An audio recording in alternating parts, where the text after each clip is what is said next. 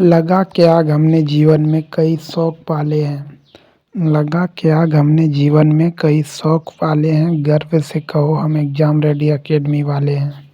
नमस्कार दोस्तों, स्वागत है आप सभी का अपने चैनल एग्जाम रेडी एकेडमी में। आज का क्लास काफ़ी इम्पोर्टेंट होने वाला है क्योंकि आज हमारा 51 महत्वपूर्ण प्रश्नों के सीरीज का दूसरा क्लास होने वाला है और आज के क्लास में हम साइंस यानी विज्ञान के 51 महत्वपूर्ण ऑब्जेक्टिव प्रश्न पढ़ने वाले हैं। तो जल्दी से आप सभी वीडियो को लाइक कर दीजिए और साथ में चैनल को सब्सक्राइब कर दीजिए ताकि इस सीरीज का कोई भी वीडियो मिस ना हो। तो चलिए शुरू करते हैं बिना टाइम वेस्ट किए।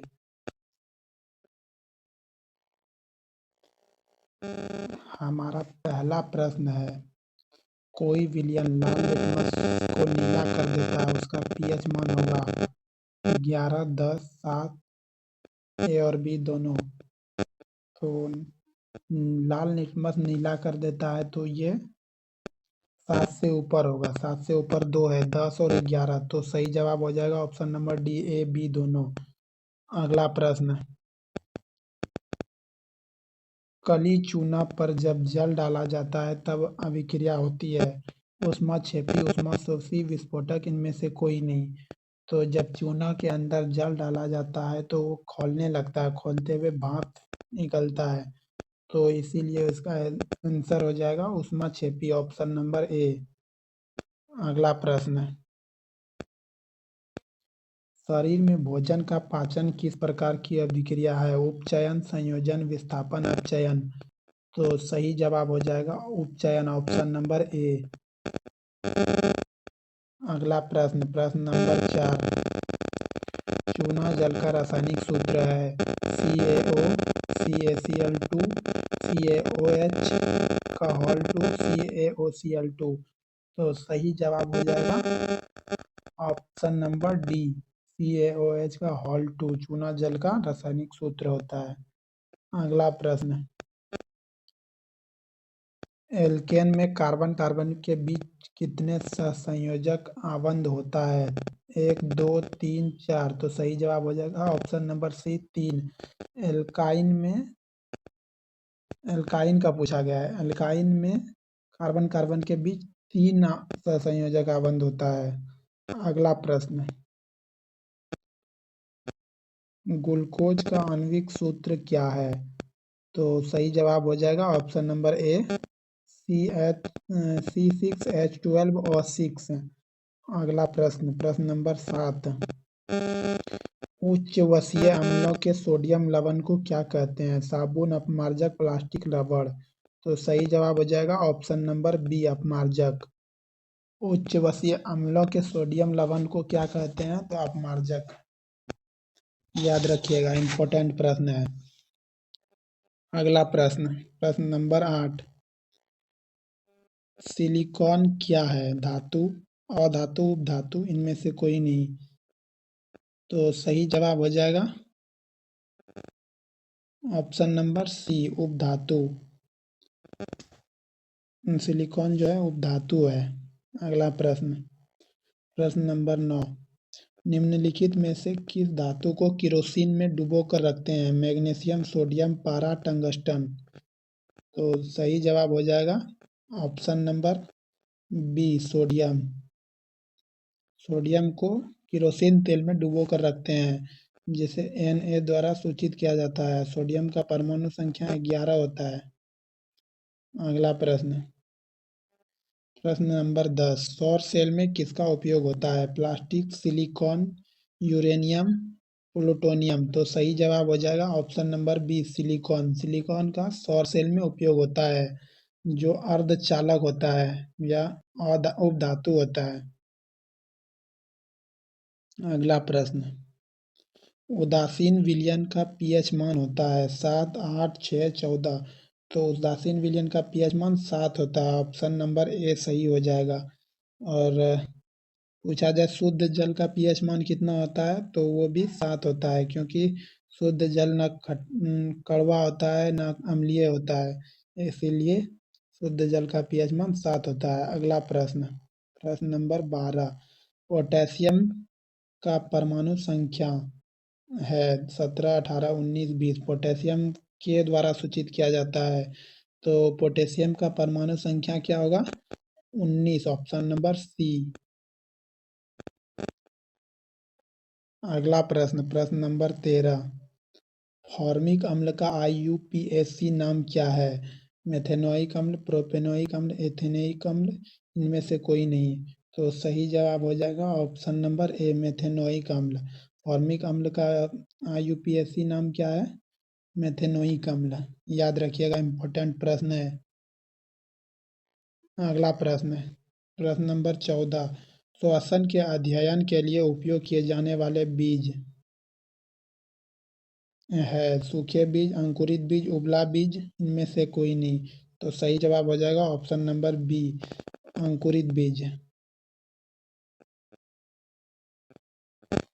अगला प्रश्न, श्वसन के दौरान कौन सी गैस बाहर निकलती है? तो CO2, CON2, O2। तो सही जवाब हो जाएगा ऑप्शन नंबर ए, CO2। CO2, CO2, श्वसन के दौरान CO2 गैस बाहर निकलती है।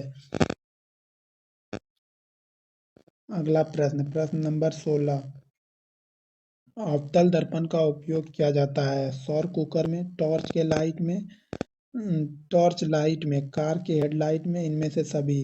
तो अवतल दर्पण का उपयोग सभी में किया जाता है, सौर कुकर में भी किया जाता है, टॉर्च लाइट में भी किया जाता है और कार के हेडलाइट में भी किया जाता है। तो सही जवाब हो जाएगा इनमें से सभी, ऑप्शन नंबर डी। अगला प्रश्न, किसी छोटे अक्षरों को पढ़ने के लिए किस लेंस का उपयोग किया जाता है? अवतल लेंस, उत्तल लेंस, दोनों, इनमें से कोई नहीं। तो किसी भी छोटे अक्षर को पढ़ने के लिए जो उपयोग किया जाता है वो उत्तल लेंस का किया जाता है, याद रखिएगा, इम्पोर्टेंट प्रश्न है। अगला प्रश्न, मानव नेत्र के लिए स्पष्ट देखने की न्यूनतम दूरी है 2 सेंटीमीटर, 5 सेंटीमीटर, 15 सेंटीमीटर, 25 सेंटीमीटर। तो सही जवाब हो जाएगा option number C, option number D, 25 centimetre. मानव नेत्र की न्यूनतम दूरी 25 सेंटीमीटर होती है।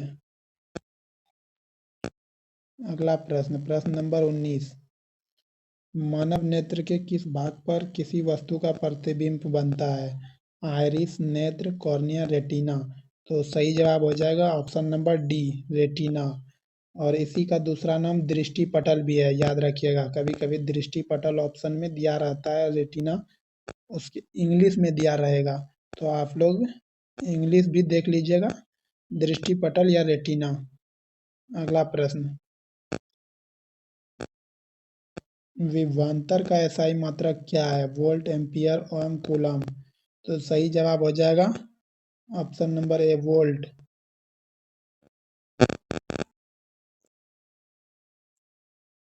अगला प्रश्न, एक युक्ति का नाम बताइए जो यांत्रिक ऊर्जा को विद्युतीय ऊर्जा में परिवर्तित करता है। जनरेटर, विद्युत मोटर, विद्युत हीटर, विद्युत बल्ब। तो सही जवाब हो जाएगा ऑप्शन नंबर ए, जनरेटर। अगला प्रश्न, प्रश्न नंबर 22, CaOCl2 का प्रचलित नाम है? बेकिंग सोडा, विरंजक चूर्ण, धावन सोडा, बुझा हुआ चूना। तो सही जवाब हो जाएगा ऑप्शन नंबर बी, विरंजक चूर्ण। आप लोग वीडियो को लाइक और चैनल को सब्सक्राइब कर दीजिए ताकि आने वाला जो इस सीरीज का वीडियो होगा वो मिस ना हो। कल आप लोग हिंदी का वीडियो देखने को मिलेगा, कल शाम को। अगला प्रश्न, टमाटर में कौन सा अम्ल पाया जाता है? एसिटिक अम्ल, सिट्रिक अम्ल, एस्कॉर्बिक अम्ल, ऑक्जेलिक अम्ल। तो सही जवाब हो जाएगा ऑप्शन नंबर डी, ऑक्जेलिक अम्ल। टमाटर में ऑक्जेलिक अम्ल पाया जाता है। अगला प्रश्न, एक अधातु जो अधातु होते हुए भी चमकीला होता है? कार्बन, सल्फर, दोनों, आयोडीन। तो सही जवाब ऑप्शन नंबर डी, आयोडीन हो जाएगा। अगला प्रश्न, लोहे को जंग से सुरक्षित रखने के लिए किस धातु की पतली परत चढ़ाई जाती है? पारा, तांबा, जिंक, कार्बन। तो सही जवाब हो जाएगा option number C, zinc. Zinc का परत चढ़ाया जाता है जिससे कि लोहे पे जंग नहीं लगता है। अगला प्रश्न, एल्कीन का सामान्य सूत्र है CnH2n+2 CnH2n CnH2n-2। तो सही जवाब हो जाएगा option number B, CnH2n alkene का सामान्य सूत्र होता है, ऑप्शन नंबर बी। अगला प्रश्न, प्रश्न नंबर 27, सामान्य वयस्क मनुष्य का रक्तदाब होता है 120/80, ऑप्शन नंबर ए। अगला प्रश्न, प्रश्न नंबर 28, पीत रस स्राव किस अंग के द्वारा होता है, पीलिया, यकृत, छोटी आंत, बड़ी आंत। तो सही जवाब हो जाएगा ऑप्शन नंबर बी, यकृत। यकृत से पीत रस का स्राव होता है। अगला प्रश्न,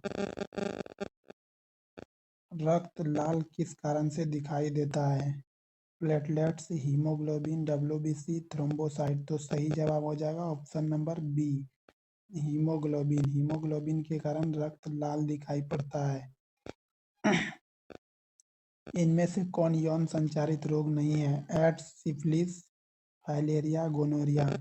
तो फाइलेरिया यौन संचारित रोग नहीं है, बाकी एड्स है, सिफिलिस भी है, गोनोरिया भी है। फाइलेरिया जो है यौन संचारित रोग नहीं है। अगला प्रश्न, नर युग्मक और मादा युग्मक के संलयन को कहते हैं परागकण, परागन, युग्मनज, निषेचन। तो सही जवाब हो जाएगा ऑप्शन नंबर डी, निषेचन। अगला प्रश्न, इनमें से कौन उभयलिंगी प्राणी है, केचुआ, बिल्ली, मेंढक, मनुष्य। तो उभयलिंगी प्राणी हो जाएगा केचुआ, ऑप्शन नंबर ए। अगला प्रश्न, पर्यावरण का सफाई कर्मी किसे कहते हैं, उत्पादक, उपभोक्ता, अपघटक, सभी। तो पर्यावरण का सफाई कर्मी किसे कहते हैं, सही जवाब हो जाएगा अपघटक, ऑप्शन नंबर सी। अपघटन को पर्यावरण का सफाई कर्मी कहते हैं। अगला प्रश्न, वाहनों के पश्च दृश्य दर्पण के रूप में किस दर्पण का उपयोग किया जाता है, अवतल दर्पण, उत्तल दर्पण, समतल दर्पण, इनमें से कोई नहीं। तो सही जवाब हो जाएगा उत्तल दर्पण, ऑप्शन नंबर बी। वाहनों के पश्च दृश्य के रूप में जो दर्पण का उपयोग किया जाता है वो उत्तल दर्पण का होता है, जो पीछे से आ रहे बड़े से बड़े गाड़ी को छोटी और सीधी प्रतिबिंब बनाकर दिखाता है। अगला प्रश्न, प्रश्न नंबर 35, निम्नलिखित में से कौन सा नवीकरणीय ऊर्जा स्रोत नहीं है, सौर ऊर्जा, पवन ऊर्जा, कोयला, जल। तो कोयला जो है नवीकरणीय ऊर्जा स्रोत नहीं है, ऑप्शन नंबर सी। सौर ऊर्जा भी है, पवन ऊर्जा भी है, कोयला भी, जल ऊर्जा भी है, कोयला नहीं है। अगला प्रश्न, प्रश्न नंबर 36, मैग्नीशियम ऑक्साइड का रासायनिक सूत्र होता है MgO2, Mg2O, MgO, MgOH। तो सही जवाब हो जाएगा MgO, option number C. Magnesium oxide का रासायनिक सूत्र MgO। अगला प्रश्न, निम्न में से कौन सा रासायनिक अभिक्रिया का उदाहरण है, किण्वित अंगूर, भोजन का टूटना, दही का बनना, उपरोक्त सभी। तो सही जवाब हो जाएगा किण्वित अंगूर भी है, भोजन का टूटना भी है, दही का बनना भी है। तो सही जवाब ऑप्शन नंबर डी, उपरोक्त सभी। अगला प्रश्न, प्लास्टर ऑफ पेरिस का रासायनिक सूत्र होता है, तो सही जवाब हो जाएगा CaSO4 into half H2O। Plaster of Paris का रासायनिक सूत्र होता है CaSO4 इंटू हाफ H2O। याद कर लीजिएगा, काफी इम्पोर्टेंट प्रश्न है ये। अगला प्रश्न, सीसा एवं टीन के मिश्र धातु को कहते हैं, कहा जाता है सोल्डर, पीतल, कांसा, इस्पात। तो सही जवाब हो जाएगा option number A, solder. Solder सीसा एवं टीन के मिश्र धातु को कहा जाता है। यहाँ टाइपिंग मिस्टेक है, सही कर लीजिएगा, सीसा होगा। लोहे पर जिंक के परत चढ़ाने की विधि को क्या कहते हैं, संक्षारण, यशद लेपन, पानी चढ़ाना, इनमें से कोई नहीं। तो सही जवाब हो जाएगा यशद लेपन। जिंक लोहे के ऊपर जो जिंक की परत चढ़ाई जाती है उसको यशद लेपन कहते हैं। अगला प्रश्न, मनुष्य के हृदय में कितने कोष्ठ होते हैं? 1, 2, 3, 4। तो सही जवाब हो जाएगा ऑप्शन नंबर डी 4। मनुष्य के हृदय में 4 कोष्ठ होते हैं। अगला प्रश्न है प्रश्न नंबर 42, इनमें से कौन सा नर जनन तंत्र का भाग नहीं है? वृषण, शुक्रवाहिनी, शुक्राणु, गर्भाशय। तो वृषण भी है, शुक्रवाहिनी भी है, शुक्राणु भी है, गर्भाशय नहीं है। ये मादा जनन तंत्र का भाग है, इसीलिए ऑप्शन नंबर डी सही जवाब हो जाएगा। अगला प्रश्न, पराग कोश में होता है बाह्यदल, अंडाशय, अंडाणु, परागकण। तो सही जवाब हो जाएगा परागकण, ऑप्शन नंबर डी।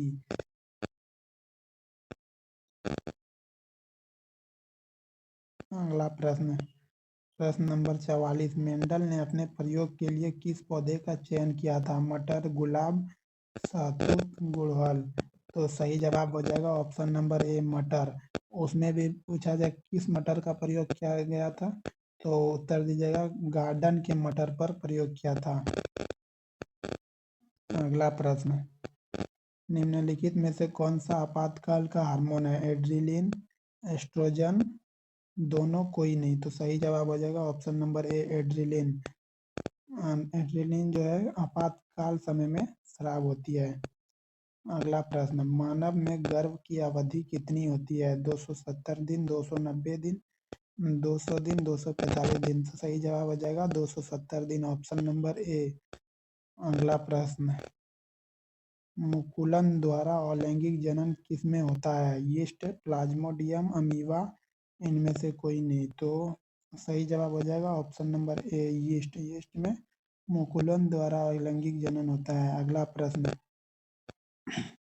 निम्नलिखित में से कौन सी बीमारी श्वसन तंत्र से संबंधित है? डायरिया, टीबी, निमोनिया, बी और सी दोनों।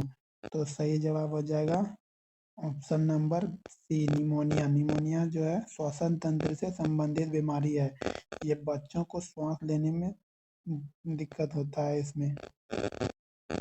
अगला प्रश्न, मनुष्य और अन्य मांसाहारी की पाचन इसका पाचन नहीं कर पाते हैं? मनुष्य और अन्य मांसाहारी जीव जो है निम्नलिखित में से इसका पाचन नहीं कर पाती है? प्रोटीन, सेल्यूलोज, वसा, इनमें से कोई नहीं।